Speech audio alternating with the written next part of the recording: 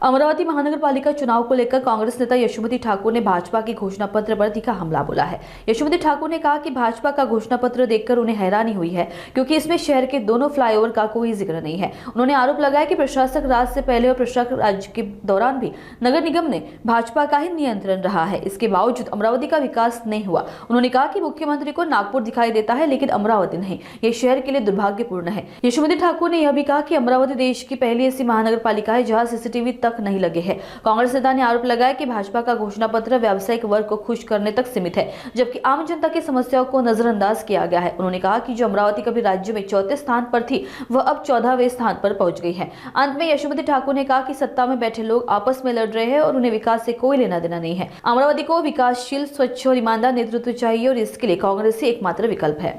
मला आश्चर्य वाटलं त्यांचा जाहीरनामा बघून। त्या जाहीरनाम्यामध्ये दोन्ही उड्डाण पुलांचा उल्लेख नाही आहे। रेल्वे स्टेशन अमरावतीचं सुरक्षित राहणार आहे की नाही राहणार आहे याचा उल्लेख नाही आहे। हे लोक मागच्या 8 वर्षापासून हीच मंडळी सत्तेत आहे।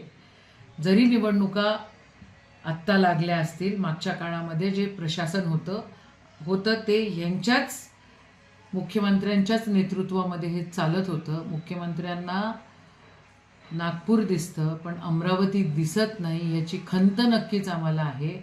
या ठिकाणी सीसीटीव्ही कॅमेरा नसणारं हे महानगरपालिकाचं हे शहर, हे याचं पण आश्चर्य आहे। मग ह्या लोकांनी केलं काय एवढ्या वर्ष?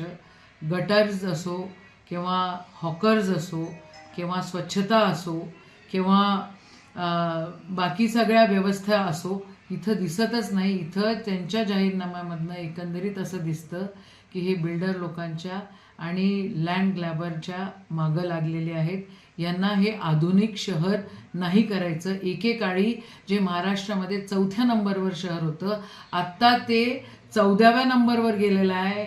हे महाराष्ट्रामधलं शहर 14व्या नंबरमध्ये गेलेलं आहे। याचा काय अर्थ आणि याला आपण काय समजायला पाहिजे? आणि राहिला भाजपचा खेळ खंडोबा, तर जे लोक सत्तेत आहे ते एक दुसऱ्याच्या झिंझोटा ओढून राहिलेले आहेत। त्यांना विकासाचं काहीच घेणं देणं नाही आहे, स्वच्छतेचं काहीच घेणं नाही आहे। यांची नियत ठेकेदारांवर आहे, बाकी कशावर नाही आहे। आणि हे त्यांच्या जाहीरनाम्यामधनं सिद्ध दिसतंय।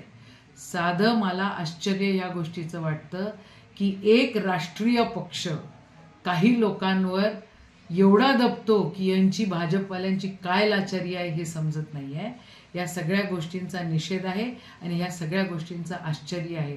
अमरावतीला विकास करणारी मंडळी तिथं पाहिजे, स्वच्छ लोक या ठिकाणी पाहिजे, आणि स्वच्छ पाहिजे असतील तर आमच्याशिवाय तिथे पर्याय नाही आहे, ही पण वस्तुस्थिती।